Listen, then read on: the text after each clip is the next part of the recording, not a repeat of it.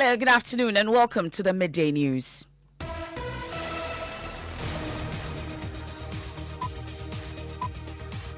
The news is live on Joy 99.7 FM here in Accra. We're also live on Love 99.5 FM in Kumasi and over 30 affiliates across Ghana's 16 regions, including Radio Freed in Nandom, Kekeli Radio in Ho, Ganga FM in Jirapa, and KTE Radio in Kufoidia. You can also listen live on your Spotify app and myjoyonline.com app. In this edition, government's vaccine mandate takes effect, with scores of people denied access to some public facilities, including the Health Ministry. Because last time when I came, in all my transactions, then they never requested for any vaccination card. If they insist, then I could have found this and brought it. But you don't know where you placed your... I can't, but I know I have...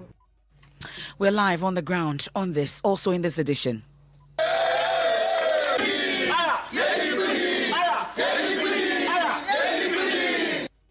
Residents of Axim in the Western region incensed at the continuous closure of the female ward and maternity block of the Axim Government Hospital for over 4 months. How they was about to buy a Hollywood movie. Now hospital be fine. No mono, no contract or no hospital sign. What pound since August. Into a simple for 1 way to hiding our delivery ward. But it's just a small tiny room. And this woman has to sit in plastic chairs. We have details of that, also frustration in the midst of expected hikes in prices of goods and fuel, other pumps. Definitely, it's a cost that we are going to incur, and we must pass all those costs to the consumer. The increments in the prices of items generally is going to affect us. Too much. We hear from experts and importers, traders, as well as consumers as reversal of discounts on 43 imported items takes off today. We'll also share some tips on how to have a good financial plan this year. I plan my Christmas. I've planned into the new year. It's planning. So even if you have to take a loan, I would say plan for the loan you are taking. We have sports. Former Black Stars defender John Pinsel says the current crop of players for AFCON 2021 are inexperienced. We have details in 20 minutes.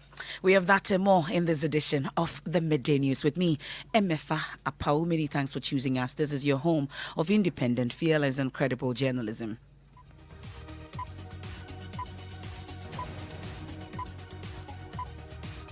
This afternoon, scores of people are being turned away from public offices for failure to prove their vaccination status.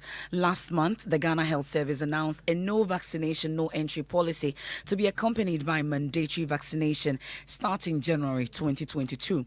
On the first working day in the year, joinees checks reveal a strict enforcement of the directive at government offices. Listen to some of the affected people who were turned away. Because last time when I came, in all my transactions, then they never requested for any vaccination card. If they insist, then I could have found this and brought it. But you don't know where you placed your... I can't, but I know I have... Look, if they have a means of telling their people, if I can go to the clinic at the ministry, because that's where I took my job. If I can go there, my records are there. I'm from Achimoda. I'm here to deliver a letter to the receptionist. When I came, they said I'm not having the card. The card is not with me. The vaccine card is not with me, so they will not allow me to go inside. But I'll be begging all around, but still. So I don't know what to do. So the only thing is I'll go back and bring it. But why didn't you bring your card? Yes, actually, I was not expecting that such thing will happen to me. Because recently I went to one institution or one organization from... I went to Ghana Head. Yes, I've been there, but actually they did not ask me anything. So and I'm from ministries too. I've been to Ministry of Finance too. No question was asked for me. Okay, I actually came to the Ministry of Health for an inquiry, but then I got to see the notice that no vaccination, no entry. So I decided to step back since I've not done my vaccination yet. So I wouldn't have a card. I came from Kaswa to the Rage, as in like the Ministry of Health premises, but then due to no vaccination card I can't enter. I have to go back home and get vaccinated and come with the card. Some affected residents there interacting with my colleague Manuel Kranting, who's been monitoring the situation. He's just returned from the ground and joins me in studio. Manuel, tell us how the vaccine mandate is being enforced from what you witnessed. So Emefa, the people we just heard actually are visitors to some of the public institutions that I visited. Well, I've been to the NHIS office, I've been to the Ministry of Health, and at all of these offices, the security post at the entrance are stopping and asking for people to present their vaccination cards as proof.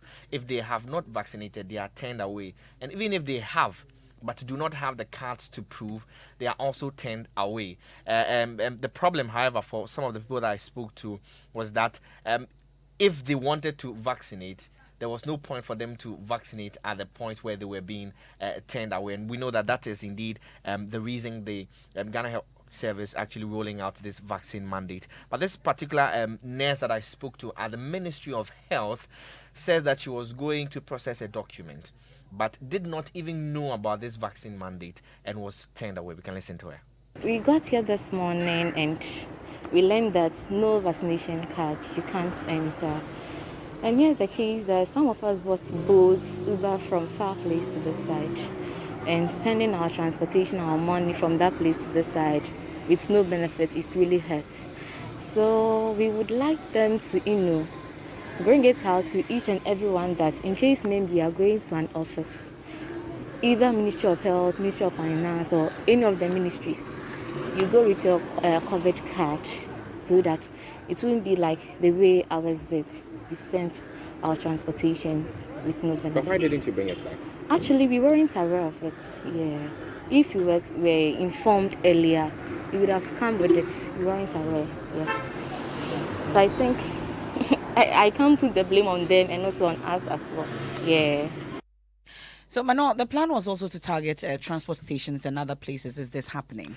Well, not yet. As of some 30 minutes ago, when I left the Kwame Nkrumah interchange, the Circle lorry station, a lot of the drivers were in fact not aware of this particular directive. Their leadership, however, says that if government insists and impresses upon them to roll out this particular policy, they will comply. But if you're turned away, are you giving an option to vaccinate at that spot? Well, for the places that I've visited, there are no vaccination points there. Okay. But they point you to the nearest vaccination center where you can get vaccinated, and so that's the option that is given to people who are turned away from the offices. Manuel Kranting, thank you so much. Meanwhile, the latest data published by the Ghana Health Service at the end of the December mass vaccination show only 2.6 million Ghanaians have obtained vaccination. That's about 12.9% of the population. The data shows another 6.3% have received at least one dose of the jab. The service has also published COVID-19 figures for 31st December, showing 81 deaths in that month alone. It brings to more than 100 deaths since Omicron was detected in Ghana. Head of Severe and Critical Cases for the COVID-19 Task Force, Dr. Chris Owu, has been sharing his thoughts on the rising number of persons succumbing to the virus. Part of the deaths you saw in December are not necessarily people who got infected in December. Usually people would get infected if it is not mild or moderate, then it lingers on for more than 1 week, 2 weeks, 3 weeks. So by the time you are seeing people dying from an infection, it means that at least about 2 weeks may have passed. So a lot of those are also those who got infected in months before December, including October and November. We are yet to see the significant death or mortality from December, and unfortunately, we think that there will be. And that's Dr. Chris O there.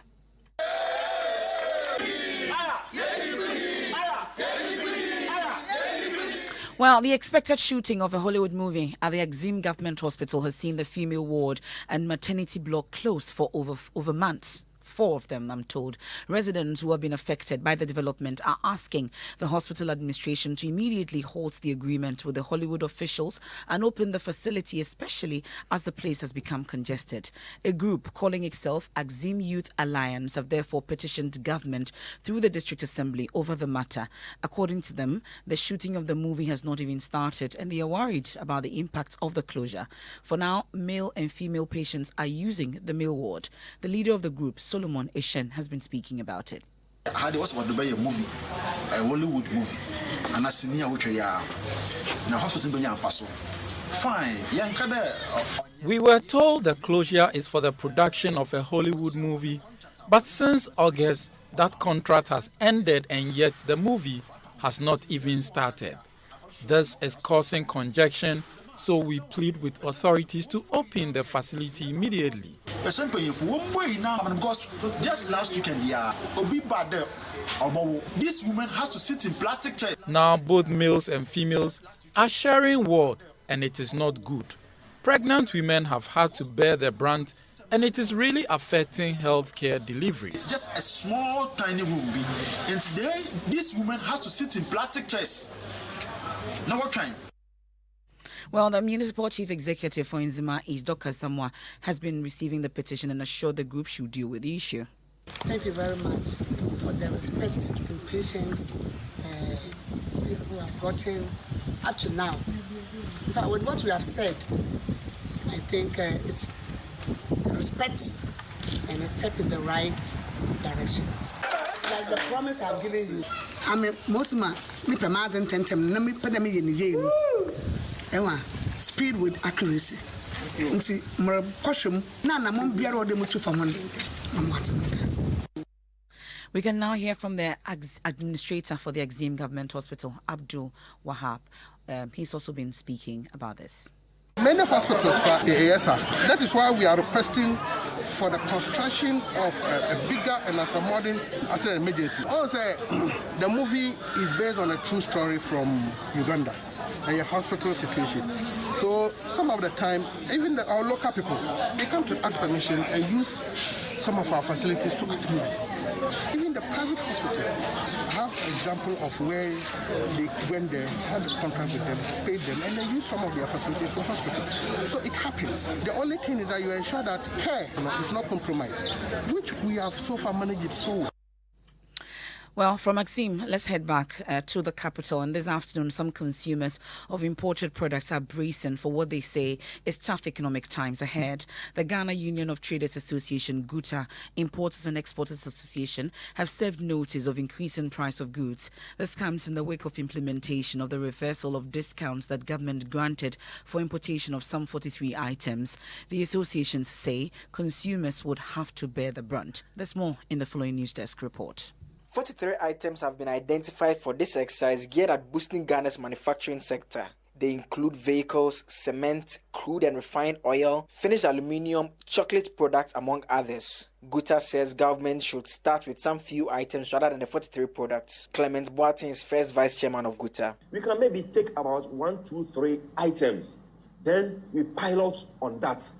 You see, but to bandit about 42 items and say that you are reversing the policy is very inimical, to business. Definitely, it's a cost that we are going to incur, and we must pass all those costs to the consumer. The Importers and Exporters Association of Ghana is warning of tough times as price of products will increase. Samson Awingobet is Executive Secretary.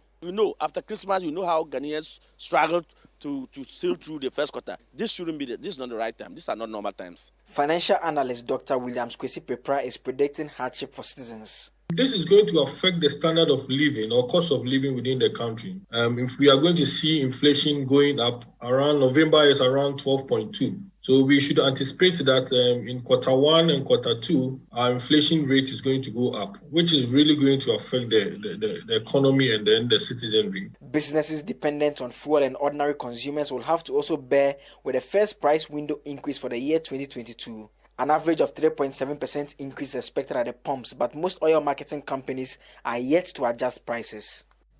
Some consumers and traders have been reacting to this.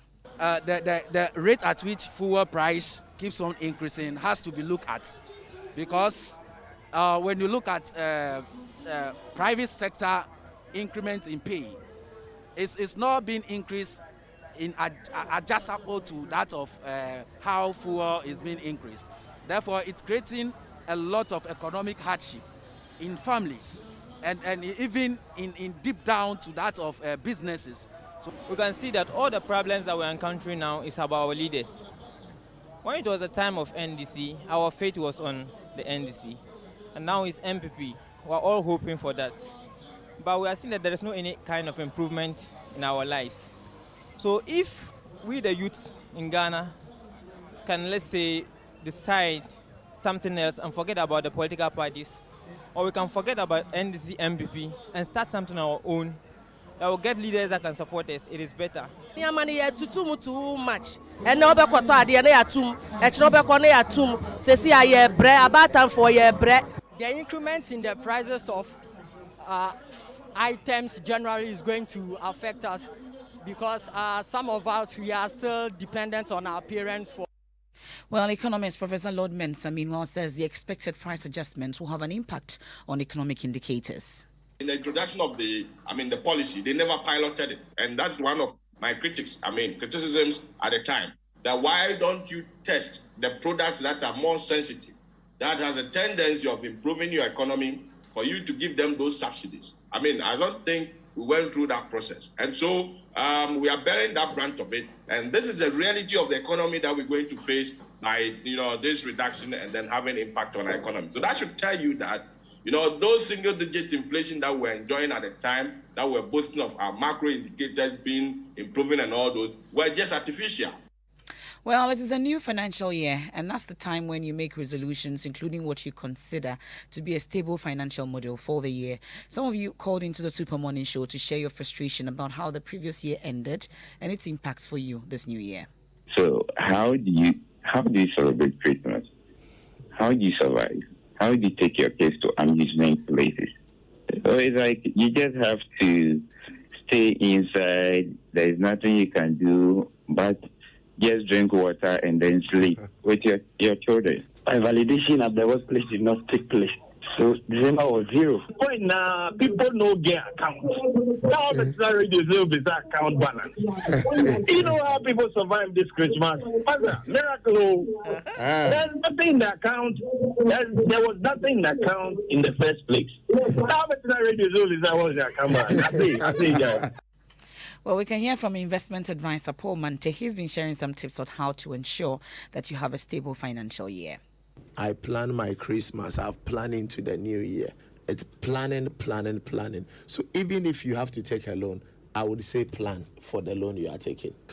It's not easy. You see, when it comes to financial planning, you need self-discipline. Mm-hmm. Self-discipline is that thing that makes you do what you have to do when you have to do it, even when you don't like it. You do what you have to do when you have to do, even when you don't like it. And when it comes to financial planning, it's not something you can get around overnight. It takes time, but you got to build up little by little. That's Paul Mante. He's an investment advisor. Now, government is in a race against time to release money for the running of senior high schools today, as Conference of Assisted Senior High Schools say they will respect roadmap agreed with the Ministry of Education to put on hold threat to shut down these schools. CHAS, in a memo to its members, complained about the erratic supply of food and money for the running of these schools. They warned they will not open the schools to the first and second year students expected to start school tomorrow. Joining Teachers Learning food has since been supplied to the school, but the money is yet to hit the accounts. National President of CHAS, Alhaji Yakubu Abubakar, confirms the development to my colleague Elton Brobe, but says the heads may be forced to withdraw services if the roadmap agreed is not met. Authorities have shown concern, and as I speak to you, they've started the distribution of food to various schools. And due to the several holidays that we've had, the money one could not be worked on. But if I show that today, monies will hit our accounts so that tomorrow they can, as it were, we can receive the students in our schools. So because of this, the threat that you will not be able to welcome students back on campus will no longer hold? For now, we have put a hold on that for now. But how confident are you that the rest of the demands will be met? We have good faith with our leadership. But then going forward, in terms of having these matters dealt with decisively, what is the roadmap so that we don't revisit these issues in the days to come? So in a meeting we had with management, they tried to come out with a roadmap that will guide all these activities so that subsequently we will not have these challenges again. We are only praying that we'll go by the roadmaps. And what is contained in this roadmap? Like schools will begin in February for the new academic year. It is expected that before schools reopen, the minister has assured us they will send us food items that can cater for us at least 2 months running. They will equally send us money before the schools reopen. So if we go by this, then definitely we'll get our system working smoothly for all of us. National President of CHAS, Alhaji Yakubu Abubakar, there speaking to my colleague Elton Brobe. Also, the National Association of Teachers is decrying what it describes as the poor living conditions of their members in the country. Addressing the 90th anniversary of the association, President of NAT, Philip Alassen, says government must urgently address concerns of teachers to ensure industrial harmony. Despite these achievements enumerated, we have challenges as an association. These include affordable housing scheme for our members, poor and unattractive working and living conditions of our teachers, low female participation in decision making in the association, weak flow of information to the grassroots of the association, and weak monitoring and evaluation at all levels of the association. We are celebrating this event on the theme NAT at 90. Surviving as a reliable and vibrant teacher union in the 21st century. In this 21st century, NAT can remain relevant and vibrant. That's NAT's President Philip Alassen. In a related development, the Asantehene Otumfo Seitu II is asking teachers, education and employment ministries to resort to the use of dialogue to reduce industrial actions. He says not only are students at the receiving end of such frequent actions, but they also affect education in general. He's been addressing the 6th National Quadrennial NAT Conference in Kumasi. There's more on this report. The stress caused to the poor students in any industrial action is incalculable. I urge you all to focus your minds on the need for an improved formula of negotiations and consultations, which will minimize, if not eliminate, any recourse to industrial action with harmful consequences upon our children. As we seek the best from our teachers, so our teachers must be made to feel truly valued. Though impressed by the positive impacts of Free Senior High School, the overlord of the Ashanti Kingdom wants Ghana's educational system streamlined to stimulate creativity and innovation. In the new digital age, Asia is out here competing with the West for global economic superiority. They have done this through an educational system designed to stimulate creativity and innovation, to produce creators and inventors. By contrast, our educational system has turned us into a vast expanding marketplace of consumers of other people's creations. That's the Asantehene Otumfo Seitu II ending that report. You're still listening to the Midday News here on Joy 99.7 FM. We are live on Love 99.5 FM in Kumasi and over 30 affiliates across Ghana's 16 regions, including Ganga FM in Jirapa, KTU Radio in Koforidua, Nandom Radio in Wa. Our top stories: government's vaccine mandate takes effect with scores of people denied access to some public facilities, including the Health Ministry. We'll be hearing from some of you. When we return from the break, we have sports. Stay with us.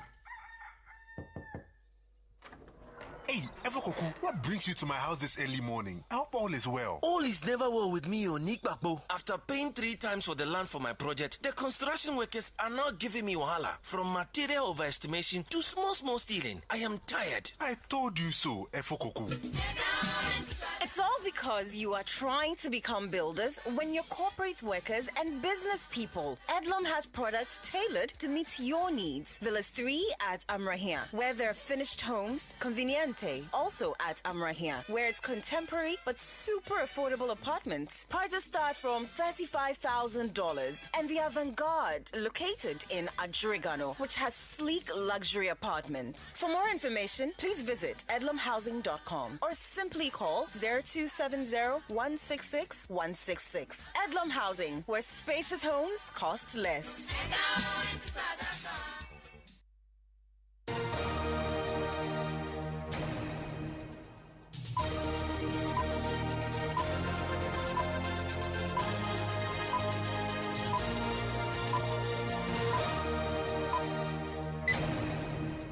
Thanks so much for staying with us. Let's do sports. Former Ghana international John Pencil has cast doubts on Ghana's ability to win the next edition of the African Cup of Nations, saying the current crop of players assembled by head coach Milovan Rajvac are inexperienced.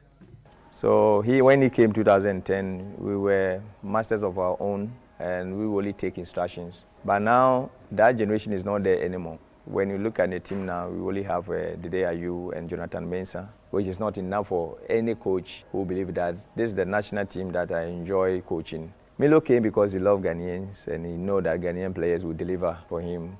In some cases, no coach would have come and take the job in that crucial moment because it's Ghana we are talking about. It's not any country that don't love football. Ghana, we love football, with powerful football, with everything. So I believe that Milo came because he loved the nation and he believed that Ghanaian players always deliver for him. I said it was a crucial and wrong time for him because of the players he was coming to meet, players who have never been together, play so much matches, thinking that they have that quality as a team, but they have quality as individuals. It was going to be difficult for him. But in all, when you look at what he has done for this short period, that tells you that he's a great coach.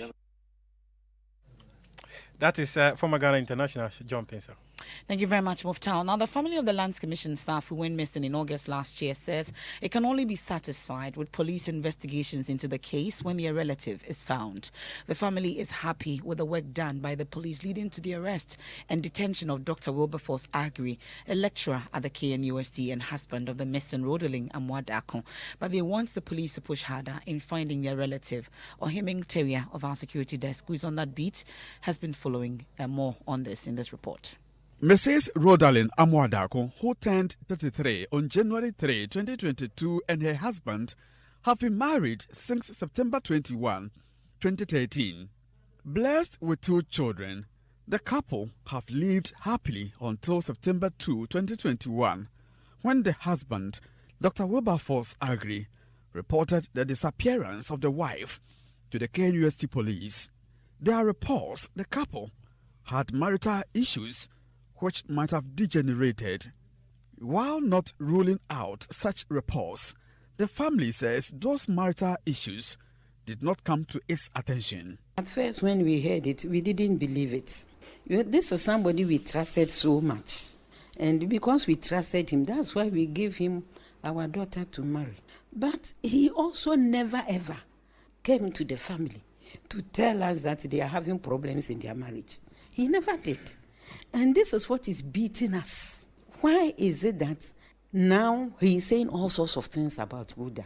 He never ever, before Rhoda got missing, told anybody in the family that this is the problem we are facing or this is the issue we are having. The whole thing seems so strange. And until he speaks, we will not know what happened to him. For him to do such a cruel thing, such a wicked thing. If you don't want her, bring her back to us. Why do you kidnap her? According to police, Dr. Wilberforce Agri used the missing wife's phone to send text messages to relatives and friends about her supposed kidnapping from a spot near the suspect's home on KNUST campus. Police also alleged Dr. Agri, who is standing trial at the Asokwa District Court, authored a kidnapping note found in the vehicle of his disappeared wife, demanding payment of ransom. The shocked family members say they first doubted the police revelations. Charlotte Aqua is a family spokesperson. We didn't believe. We all cried when he was arrested. But then after they did the investigations, we were told that this is what they have found. So now we all believe. We all believe that he is responsible. But the family says it will not be satisfied by police efforts until their disappeared relative is found. Well, still on security-related issues, military man in the center of the ANC shooting could suffer a reduction in rank or worse, a dismissal from the force altogether should he be found guilty. Flight Sergeant Nicholas Owusu-Frimpong, whose indiscriminate shooting at the parking lot of the ANC mall put lives in danger, is currently in military police detention. He's assisting in investigations to unravel what led to his conduct. Acting Public Affairs Director of the Ghana Armed Forces, Commander Andy La Anyane, says he will not be shielded in any way. So we have a lot of disciplinary things that we can take up, but I don't want us to jump the gun. Let's just finish with the investigations first. It ranges from reduction in rank to even dismissal. That is the highest. So it can be anything. The CDS and military high command, any indiscipline within the ranks. That's the acting police military public affairs director, Mr. Commander Andy La Anyane. And that's how we end today's edition of the Midday News here on Joy 99.7 FM. There's more news when you log on to myjoyonline.com. Reversal of benchmark value policy begins today amid opposition from trade unions. Also, 81 people died from road crashes from December 19 to 25th. That and more on myjoyonline.com. I am Emefa Apawu. Many thanks for your company.